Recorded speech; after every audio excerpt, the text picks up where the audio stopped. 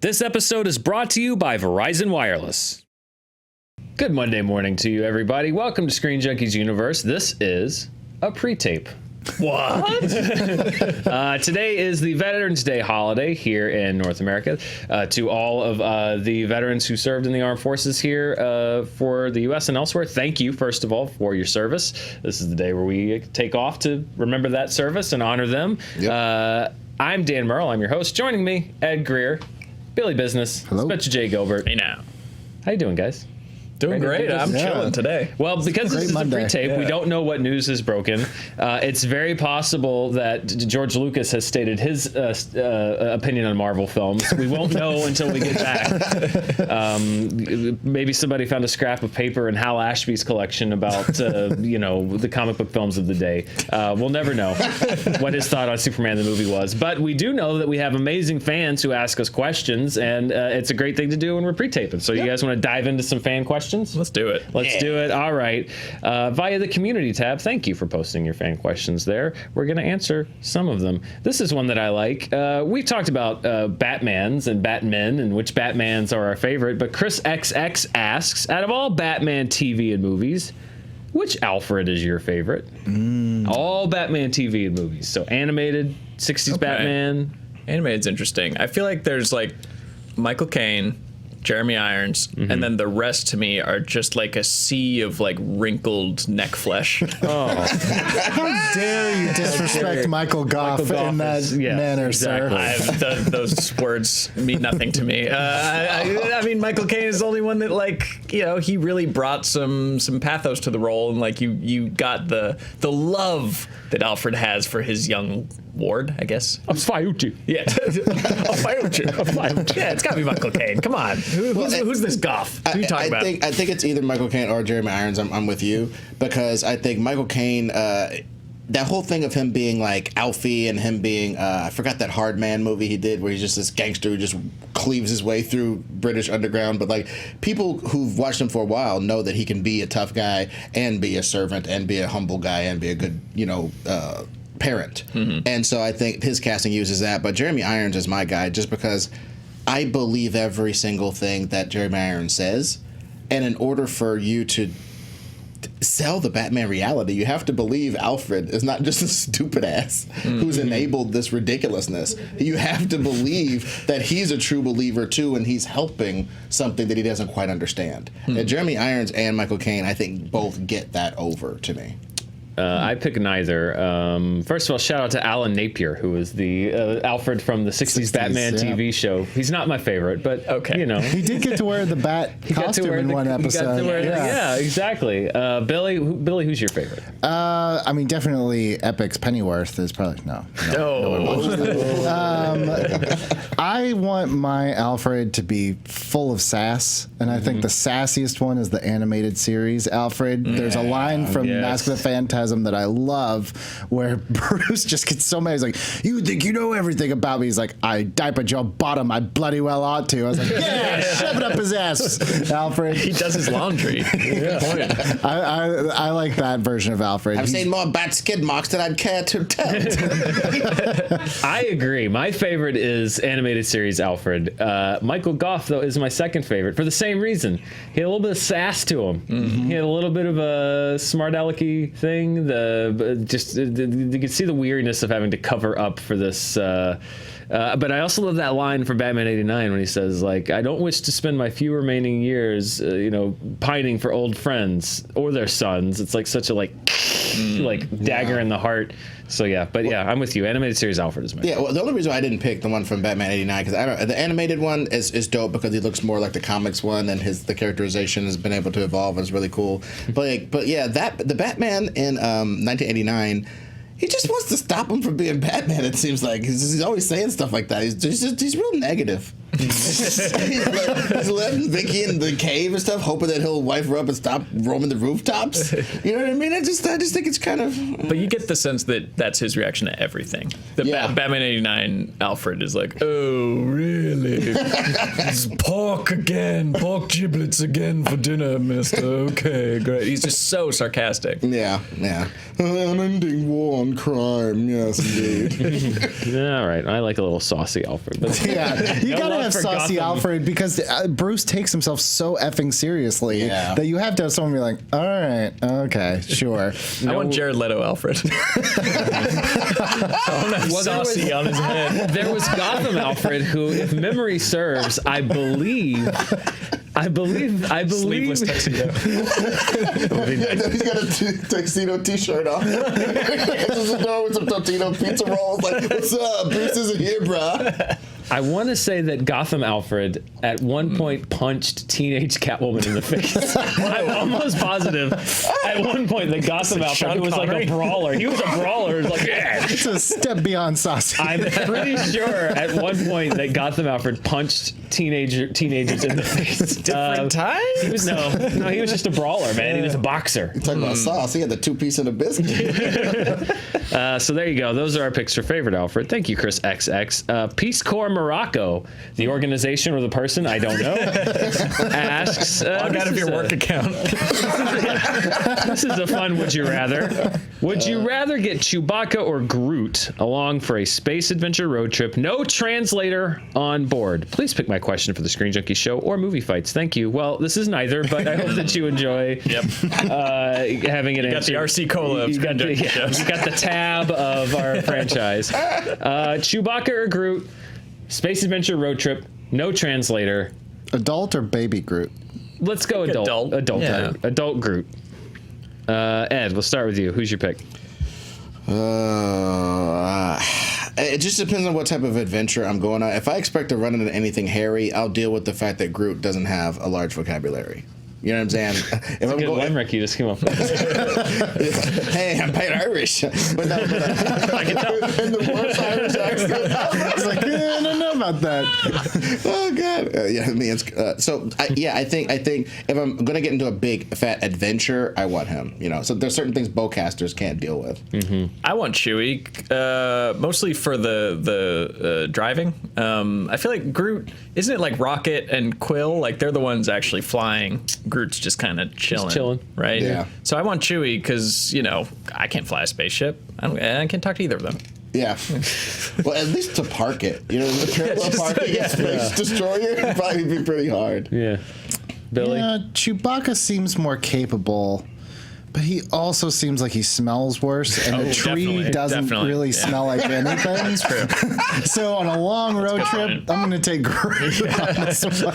I respect Chewie enough to think that he's got good grooming habits. I've never seen his quarters. I don't know if he showers. The inside of the Falcon, when you see it in Solo and then you see it later, like they grimed it up pretty bad in those 10 Peter years. Quill's talked about how the inside of his ship smells like his own Semen.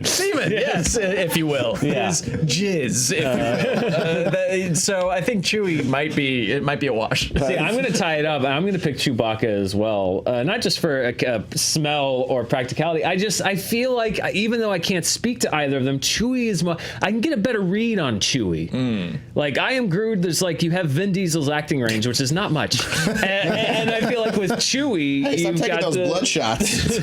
with Chewie, you've got the whole the range of emotion. Yeah. Even if I can't understand, I get the spirit of what The he's roars, saying. the whimpers. Exactly. Yeah. So, plus he seems nice.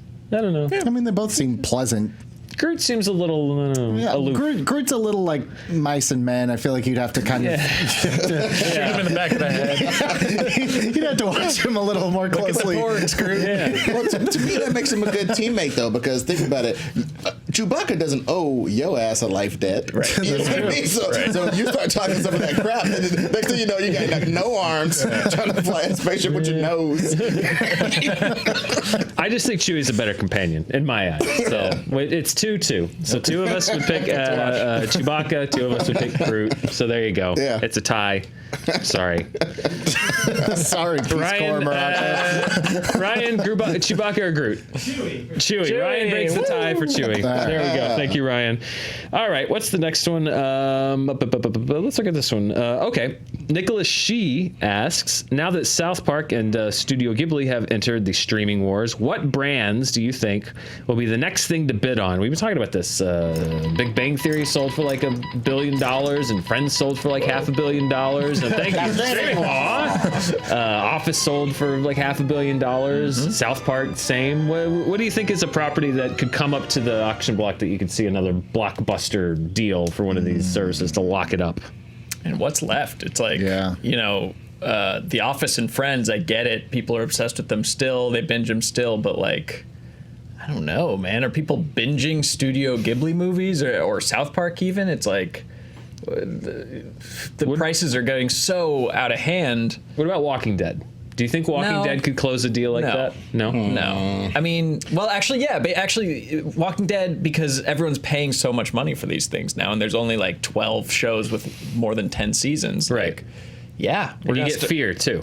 Yeah. Yeah, so, that's what I was going to say. You get the whole, let's say in 5 years, all the shows have ended, and the whole Walking Dead package comes up. Could you see one of these services shelling out like that kind of money for Walking Dead? Yeah, actually, you're right. Because now they're going to start paying more and more money for fewer and fewer shows. Yeah. And it's going to be like $500 million for, the Noid cartoons. Well, it's like in the NBA. It's like everybody makes $20 million. This guy who sucks makes $20 million. This guy who's awesome makes $34 million. And you're just like, well, at what point? You know? Billy, you're a Billy business. If you had a business deal in front of you, you could pick one of these big things. I was trying to think while you guys were talking of like what's even left like in normal television syndication that anyone would pay for. It's like Modern Family, maybe that has 10 seasons, 11 seasons, but that's Disney, so it's probably an automatic just goes to plus. Anything legacy like a South Park that you think if the rights were to expire, like we've seen with The Office? What about all the Law and Orders? Does anyone, who has the dun-duns? That's like $1 billion right there. That's the Peacock, right? Peacock, Peacock. Yeah. That's the thing. All the rest of them, like I was going to say Seinfeld, but of course the Peacock would have that. No, Seinfeld I think just got bought by Netflix. Yeah, I forget. Yeah, we did. We covered that. Yeah. I don't know. Maybe if it was like 5 years ago, I could see this actually being more of a draw. But like the Saban stuff, like the Power Rangers and stuff. I don't know if I know they used to be with Disney, and then they did stuff with Nickelodeon. I don't know if they still are, but that might be the only. Still with Disney. Ryan says he thinks they're still with Disney. Okay. Possibly, I don't know, but that's the only thing I can think of where you could buy the back catalog, but also have the potential to like spin it off and reboot it as your own like original programming, is like Power Rangers and all that other fun stuff. You mentioned Nickelodeon. That's interesting. I feel like the Viacom ones are the only ones that aren't on streaming things because Viacom only has like one CBS All Access as an outlet, so you could probably still buy any of the MTV shows, like if you could just buy all of 90s MTV as a package. Oh, yeah. Singled out. Daria, Daria, Liquid TV, Road Rules, Damn, Real World. I feel like that that doesn't exist anywhere. Challenge. Yeah. On streaming, right? So that or 90s Nickelodeon, like those are probably two of the big ones left. All right. Yeah. Well, there you go. Yeah, we're running out of them, but so there's some possibilities that could perhaps do that. Let's do one more before we go to a game, and then we'll ask some more fan questions. Let's see. Let's talk about Anthony Aness, or Anesi. Sorry if I got your name wrong. If you could pick one, would you rather see a Taika Waititi directed Fantastic Four or a James Gunn directed X-Men? So let's assume one of these exists and you'll never see the other one. Taika Waititi, Fantastic Four, James Gunn, X-Men. Ed, which one would you pick? This is rough. You know what I mean? Yeah. Because both of these have been given too many shots. You know what I mean? on a lot of levels. Too many shots? Too many shots. So yeah, this is hard. I'm kind of dumbfounded, honestly. This is a no-brainer for me. All right, Billy. Fantastic Four, hands down. Taika Fantastic Four? Absolutely, yeah. The Fantastic Four, I think what people maybe didn't know what they wanted from a Fantastic Four, but it's always been like more aimed at kids. It's always been lighter. It's always been a little bit sillier. Family dynamics. I think Taika could nail that. I'm not an X-Men fan. I don't really dig it that much, so I could take it or leave it. But Fantastic Four, I would love that. All right, Spenny. I wish I could swap them because I think I'd want to see Taika's X-Men the most. I feel like his filmography from like Hunt for the Wilder People and stuff like that, and like the the funny Hitler one. Jojo Rabbit. Yeah, he clearly has an affinity for like coming of age and like teen centered stories, and like let him loose with the X-Men. I'd love to see that bounce back. Whereas I just think Taika and James Gunn are weird fits for Fantastic Four. Like I want somebody with a kind of like an aw shucks love of like the kind of wholesome vintageness of that franchise. So I don't know. I know I'm not picking one or the other, but that's what I want to see. Yeah, Okay. I'm pitching Francis Ford Coppola for Fantastic Four. All right. Make them less despicable. just hey, you know, it's a family. Not that kind of family. But yeah, I agree with Spenny G that like it's hard to see. I like Taika dealing with younger people, dealing with the way that they see the world. Like even his Oscar-winning short is just about two kids in a parking lot while their parents get drunk in a bar, and he made that damn interesting. So like like his camera moving about the school and working through the cliques and working through the stuff, I think would be pretty fantastic. So I'd sign on for that. Fantastic Four to me. Give it to like Brad Bird or something. Yeah. Like Dude, bang, right there. like Tomorrowland, but better. Yeah. Brad Bird, It's Incredibles. or Brad Bird, or the first movie that Joaquin Dos Santos from the DC animation does live or something. Let him have Fantastic Four or something. But yeah, Taika on the X-Men would be pretty darn interesting. Well, I'm with Billy. Of the options given, I'm heavily on board with Taika Fantastic Four. Honestly, just because we've never gotten a good version cinematically. Sure. And I feel like I've, as an X-Men fan, I've gotten some good versions of the X-Men that I enjoyed. So I would go Taika Fantastic Four. All right, guys, we have a game. First of all, thank you for liking, subscribing, all the stuff we asked you to do. You've been doing that at a really awesome pace. So keep it up. Thank you. You're the reason Hit that bell. Yeah, hit the bell, hit the subscribe, and tell your friends about the wonderful things that we do here on days off when we just have pre-tapes and questions to answer. You are why we do this show, so thank you for your support. We have some great stuff on fandom.com. We made a documentary called Never Surrender about Galaxy Quest. There's going to be a Fathom event on November 26th. You can look in the description below to figure out how to get tickets and stuff. We would very much like to celebrate the movie with you on the 26th. And don't worry if you can't get to the screening or if you're international. We are working on options, and we'll let you know about those after the Fathom event about how you can see Never Surrender. But right now we're focused on that, and we'd be super excited if you could join us for that. Send us a picture of your ticket. Blur out the QR code. Danielle was right about that. Blur the QR code out because we don't want someone to steal your seat. But send us a picture of your ticket with the hashtag Never Surrender. We can hopefully give you a call out here on the show. All right, guys. We got a game. Disney Plus launches Tuesday, November 12th. Tomorrow. Wink. So we want to play a little game called Two Disney Movies and a Lie. As you remember, Disney is they're basically releasing everything they've ever made, almost, on Disney Plus. And there's a lot of obscure Disney lost movies. Decades. A lot of lost decades. 70s. Yes, exactly. Disney. A lot of obscure Disney movies that are going to be on there. So here's what we're going to do. I'm going to give you 3 movie titles. Okay. 2 of them are real movies that will be available, that are being unearthed and put on Disney Plus. Oh, God. One of them is fake. Okay. And you have to guess which one is the fake film title. So I've got it in front of me here. I have the answers here. Right. And so 2 Disney movies and a lie. You tell me which of these are the fake film. Ready? Here's the first round. The 3 titles are The Barefoot Executive. Starring Matthew McConaughey. All right. Darby O'Gill and the Little People. And The Farmer and the Moon Man. The Barefoot Executive, Darby O'Gill and the Little People, and The Farmer and the Moon Man. The Barefoot Executive is the lie. Barefoot Executive. I'm going to say Farmer and the Moon Man is the lie. Billy gets the point. Oh, damn, I can picture it, though. I believe, correct me if I'm wrong, I believe that Sean Connery is in Darby O'Gill and the Little People. I think it was a pre-James Bond role for him. I saw that when I was a kid, so I knew that was real. I named the dog Darby. I don't know who's in The Barefoot Executive, but it is a real movie. All right, so Billy goes out to an early lead. All right. All right, ready for this one? Yes, All right, round yes. 2. 2 of these are real, 1 of these are fake. Ready? The Mountains Mourning, The Vanishing Prairie, and The African Lion. The Mountains Morning is fake. Spencer says Mountains Morning. I'm going to say the African lion sounds pretty on the nose, so I'm going to say that's fake. Billy says African lion. Too obvious.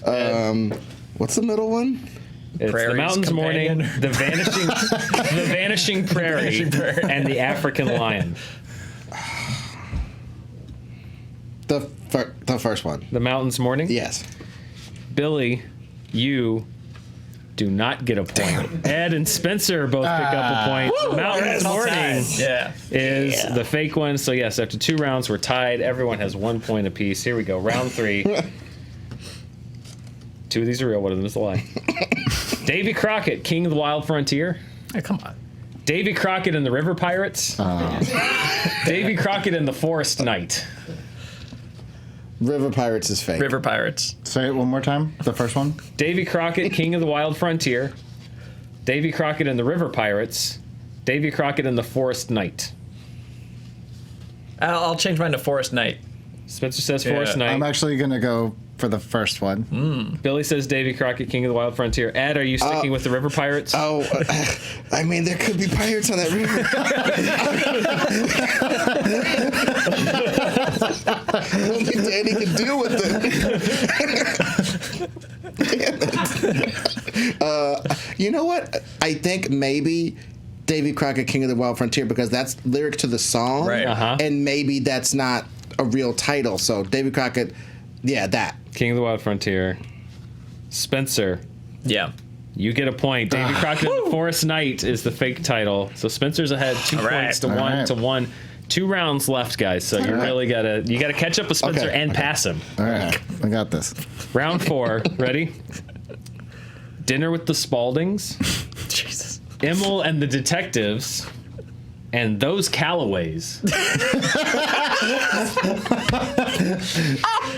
I'm going to say Dinner with the Spaldings. Billy says Dinner with the Spaldings. I'm going to say those Callaways. Spencer says those Callaways. And what's the middle one? Dinner with the Spaldings. Emil and the Detectives. And those Callaways.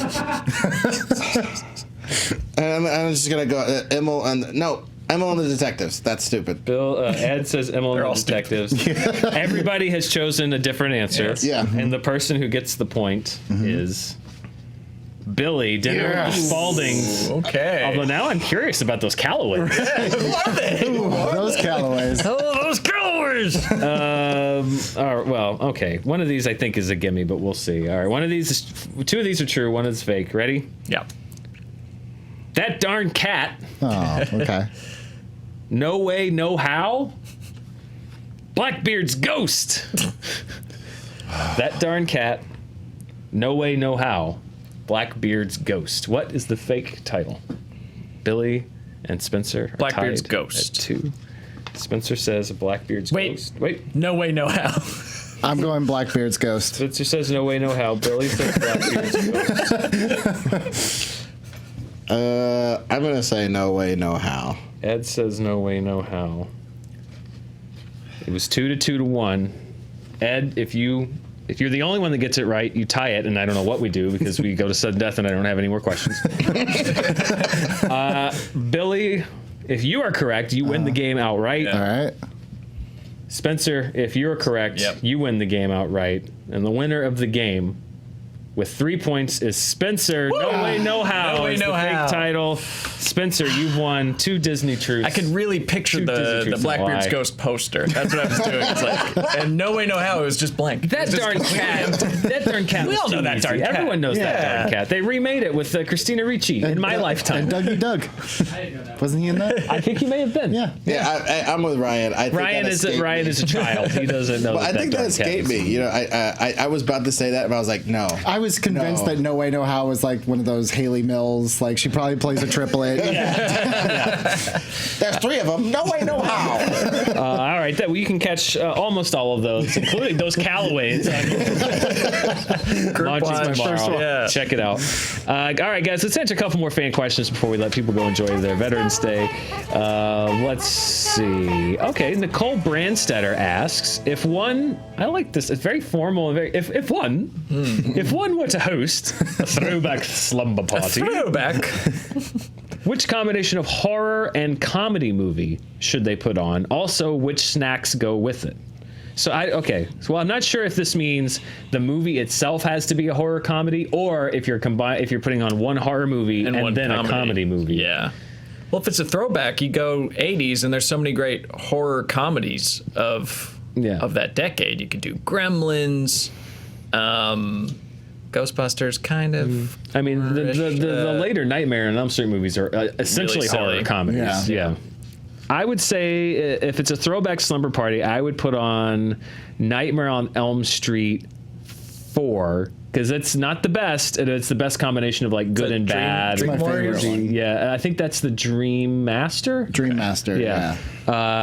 That's the one I would put on if it's one movie combination. And which snacks to? I mean, you can't beat pizza, but it's got to be like one of those big ones that's cut into squares. Oh, because when I think about because when I was a kid, when we had a slumber party, it was always you get pizza, but it'd be like the parents would buy the big one, and it was the one that they just cut into like little squares and ate. Like that's when I think of slumber party food. That's what I think of if it's a throwback slumber party. Nice. Ed, what are you thinking? Okay, I'm thinking I want to do a horror movie and then a comedy because I feel like, it's kind of cheating to combine them. Sure. To me, I'm a niche guy. I go Fright Night. Not the one with, what's his name, but the good one. Yeah. I go with a good Fright Night. I just saw that for the first time last week. It's really good. It's really good, right? Fright Night is good. It's scary. It has funny parts to diffuse the tension. It's well characterized. It's well shot. It's edited. It's a very good movie. And then I would play either Dolomite or Human Tornado. Sorry, Rudy Ray Moore as the second movie, because I feel like after you're scared a little bit, then you just get the abject, ridiculous comedy, and we all get to laugh and just get that tension out from being scared a little bit. I like the cadence of a Fright Night Dolomite. Yep. All right, so Fright Night and Dolomite or Human Tornado from Ed. What's your snack? What are you munching on? You know what? I think it's got to be. I haven't had Popeyes. Damn it, Popeyes. if it's on the nose, it's on the nose. Screw you guys. Get one of those chicken sandwiches. I'm gonna bring these my cheesy poofs. I will have that, and I'll have sweet potato pie back. There you go, sweet potato pie back. Spencer, what are you thinking? What are you throwing on? I guess maybe I'm too fixated on throwback because I'm thinking only 80s movies, but maybe something like The Fly to start. Nice. Body horror to start your evening, but then you need to lighten it up. So maybe like an 80s, if not a comedy, then like something that's so ridiculous that it makes everyone laugh, like Rad, the BMX movie, or Cutting Edge, the figure skating movie, or something where a rec center needs to be saved by the end of it, and you can a break-in 2, so something that you can all have some fun with after that.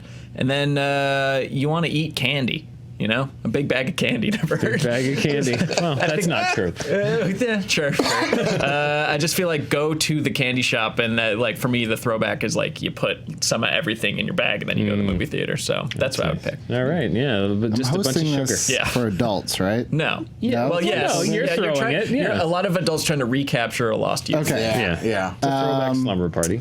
So then I will start with I'll start with Aliens. James Cameron's Aliens. All right. Nice. Have a little fun there. Then afterwards, do a little action, unintentional comedy. I'll put on Hard Ticket to Hawaii, which is one of my all-time hilarious favorites. And I think we're eating Totino's pizza rolls. Yes, you are. Yeah. Totino's pizza rolls.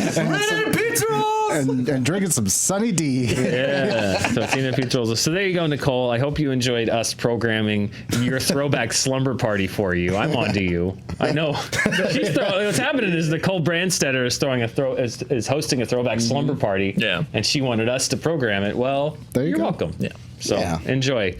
Let's see. Shelby Baby 27 asks, Hey, Shelby baby. Hey, Shelby Baby. What Tom Hanks drama would you turn into a comedy, and what comedy would you turn into a drama? Tom Hanks has done both. Drama into comedy, comedy into drama. I mean, Castaway is like a music change away from being like Gilligan's Island. Yeah. Of him like, whoa, like hurting himself and just put more slide whistle in when he's. You'd want to zany up Castaway a little bit? All right. I would turn Big into like a body horror type of thing. Like, Yeah. it would be terrifying. Like they don't really sell the terror of turning into an adult. I want to see what would happen 20 years later because his mother. Because, like, when he comes downstairs and he's, like, in the house and she's like, God, she freaks out. Like, a moment like that is like, it imprints on your mind, that kind of fear. Like, what is she going to think in 20 years when he grows up and becomes the weird stranger who kidnapped her child and showed up at her house? Sequel. Right? Yeah. I don't know.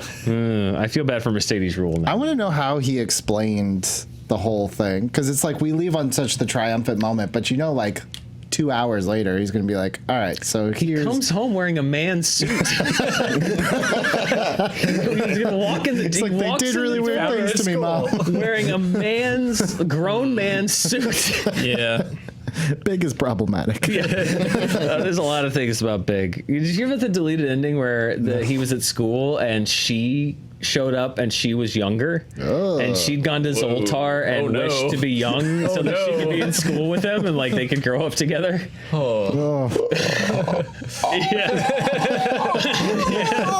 horrifying.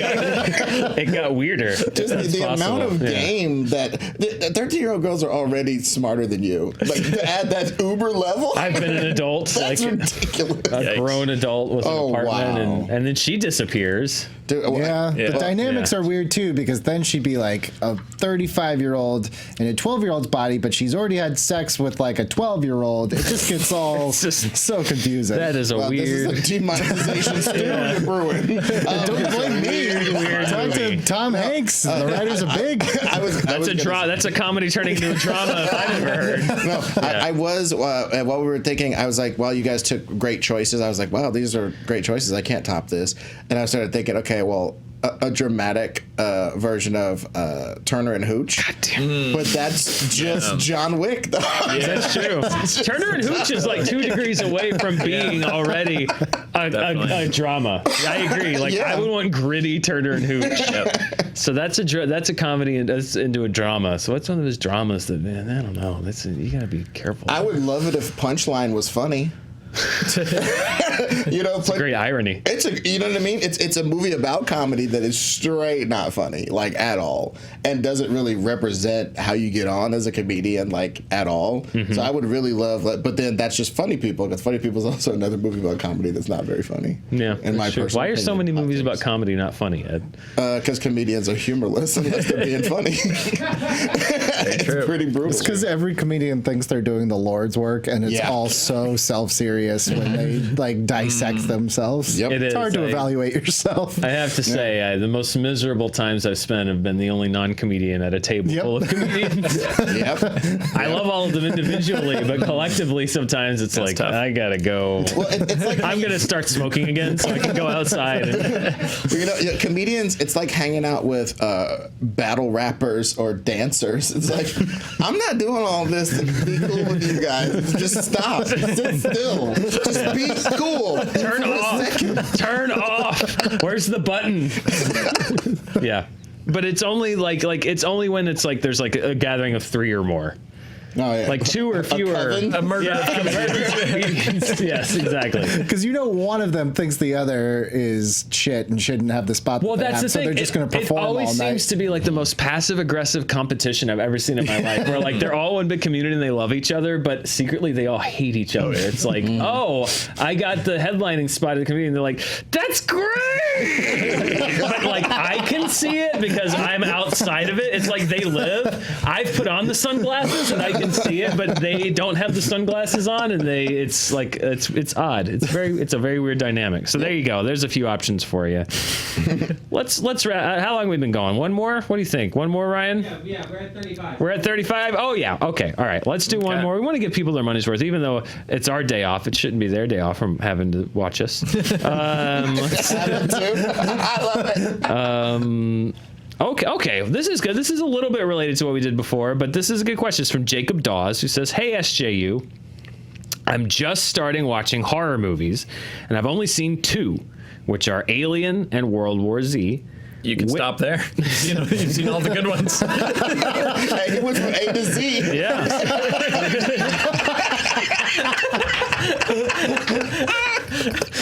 I've seen them all from A to Z. The Mount Rushmore. It's only 2 heads on Yeah. a xenomorph and Brad Pitt.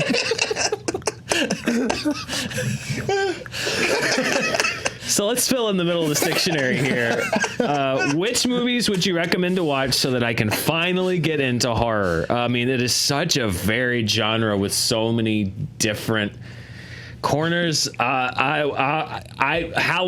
I think 1978's Halloween is an absolute essential must watch for the horror genre. Nightmare on Elm Street, Wes Craven, I think is an absolute must watch. Hereditary, obviously, more recently. The Shining, Kubrick is, I think, definitely got to watch. The Robert Wise's The Haunting, I think, is from the 60s, is a definite have to see. I think all the Hauntings and Hill Houses and Hauntings of Hill Houses and Houses on Hills, but The Haunting for Robert Wise, I think, is it's a slow burn movie. There's so many different kinds, because The Exorcist, obviously, Poltergeist is a great movie. Rosemary's Baby, if you're going on the more demonic route. The Omen, the original of The Omen. The Fly, which we mentioned. The body horror. I mean, I could keep going, but any that you guys want to throw out? The Thing, John Carpenter. It's too overwhelming. I think you need to do something like watch one from each decade, like the best horror movie of each decade or something like that, and go 60s, 70s, 80s, 90s. Or you've already gone from A to Z, now do one that starts with B and one that starts with X. Like, go that way. Or go M, like go in the middle. Yeah, L. sort of meet in the middle. Because like you said, the genre has too much variety in it, and the only way to know what kind of horror movies you're into is to do the poo-poo platters, to take samples of all of them, and maybe you need a different framework for working your way through it. That would also be my biggest advice, is don't look at it as a monolithic genre. There's so many different varieties, because I certainly am a very take it or leave it when it comes to horror, and if I only watched movies that are kind of like The Nun, which are just sort of, as Scorsese would say, theme park rides with a bunch of jump scares. Some people love that. That's their favorite kind of movie. I hate that kind of horror movie, but there's so many other movies, and I thought that's what they all were for a long time, but there's so many different kinds of movies in the genre. So if you find one that you don't like, I would just say look at a different kind of horror movie. Well, and I'm also thinking that along those lines, I'd say it isn't so much like trying to look into all the different genres. It's almost like there's the brutalists that deal with things that could actually happen to your ass. You break down in some sort of weird county you don't understand. Yeah. And so people get a hold of you. You're going to have a race for the road, and it's going to be all night, and you're going to have all kind of cut marks all over you. That sort of movie. Then there's the ones where it's like, my kid's acting weird. That's like a That's a line from the show. That's a line from The Omen. Babadook, actually. Yeah. Oh, I'm sorry, you're right. The Babadook. My kid's acting weird. That is a whole genre from Exorcist to the Poltergeist and all that stuff. So there's all these different subgenres. So like pick out those and pick out eras. And look at that, I would think. Maybe pick the my kids acting weird genre and look at The Conjuring or whatever, and then Poltergeist and then something else. Yeah. Yeah, so many. Billy, I know horror is not your Well, here's forte. what I would say, because Jacob says, I'm just starting to watch horror movies, so I wonder if he's in the same boat where he's been not a fan his whole life, but kind of wants to dip his toe in. So my scaredy blanket recommendations. Yeah, what are the scaredy blanket picks? I think The Shining is definitely a great one that you could probably handle. Rosemary's Baby, Friday the 13th. The slasher ones don't really scare me, so I feel like those are some fun ones. Psycho is a great one.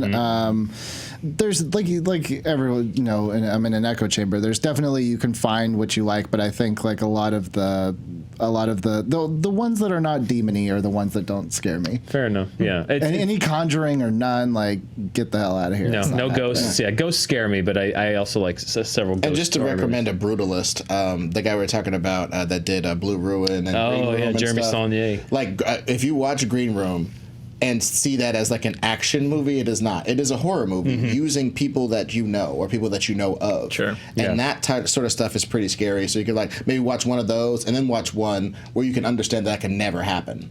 And see what you like. Do you like the ones that seem more like it could happen, or more fantastical? And then go from there. Do you like a little bit more peanut butter in your chocolate or whatever? And I will also warn you, as we discovered when we did the Doctor Who trailer, and we found out that every Doctor was either the most overrated or underrated. If you're looking for consensus on the internet about what the best horror movies are of all time, it's very difficult to find because horror fans are very passionate, and you will find articles about every great horror movie and why it's not as great as people say it is, and every great horror movie and why it's not as valued as people say it is. It's underrated. So, yeah, just develop your own taste and enjoy. It's a really fun genre. Sometimes it's brutal, sometimes it's dark, sometimes it's social, sometimes it's just Freddy Krueger putting his claw through a meatball man on a pizza. Love it. Welcome to horror. Yeah, there's so many different kinds. So, Jacob, enjoy. I hope we've been helpful. Thank you for watching. To Jacob and to everyone else. As we mentioned, it is Veterans Day today. Ed, I know you. We talked before. You have a veteran close to you. CJ Wiggins. It's my girlfriend's brother. He did a few tours, and he served this country quite capably, and he's just really cool about it too. You know what I mean? He knows he is an actual hero. He has a Bronze Star, I do believe. But when we're around the grill, that doesn't come up every 5 seconds. He's a humble hero. Yeah. And I would love to shout out that. Yeah, I'm lucky enough to share my life also with a veteran, Mara, a Navy veteran who served in a couple of different operations. So thank you, Mara. Love you, and I'm very proud of her service as we are. And I know that Billy and Spencer, you both have family members that had served. So everybody, it seems like, has a veteran either in their direct family or very closely connected to them. So.